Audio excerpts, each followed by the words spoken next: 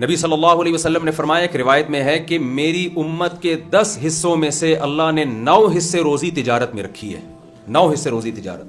آج بزنس کو پروموٹ کرنے کی ضرورت ہے مذہبی اعتبار سے. ہمارے ہاں اچھا میں ایسے ایسے تاجروں کو جانتا ہوں کہ افغانی تھے، انہوں نے اسکریپ کا کام شروع کیا، ادھر سے کچھ مل گیا اٹھا کے بیچا، اور ہوتے ہوتے محنت کرتے کرتے آج ان کا کروڑوں کا بزنس ہے. اور ایسے لوگوں کو بھی جانتا ہوں جن کے ابا نے لاکھوں روپے خرچ کر دیے اپنے بچوں کو بزنس پڑھانے کے لیے، ان کا ہزاروں کا بھی بزنس نہیں ہے.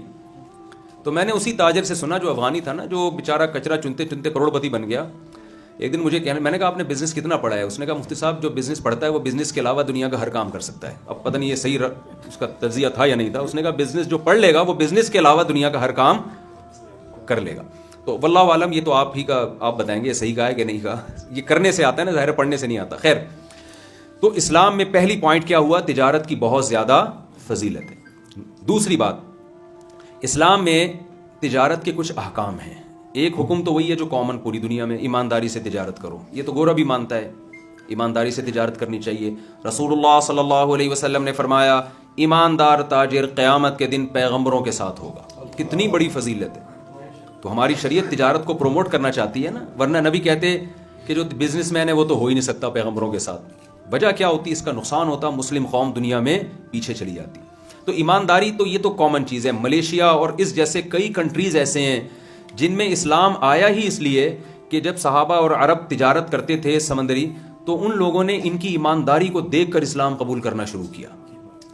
تو یہ ہمارے اسلاف تھے. ہمارے نبی صلی اللہ علیہ وسلم مارکیٹ میں جاتے، آپ صرف زبان سے نہیں بتاتے، آپ عمل سے بھی ان کو موٹیویٹ کرتے.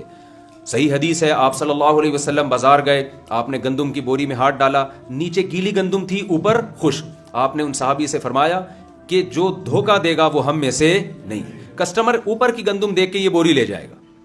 اور یہ تجربہ ہمیں سبزی منڈی کراچی میں بہت دفعہ ہوا. ہم سیبوں کی پیٹی لے کر آئے، اتنی خوبصورت پیٹی، جب گھر جا کے کھولا تو اس پہ شکر ادا کیا کہ بس سیب نکل آئے اندر سے گلے سڑے، ورنہ بم نکل جاتا کیا کر لیتے بھائی. ہم کوئی پتہ نہیں ہوتا کراچی کے حالات کا.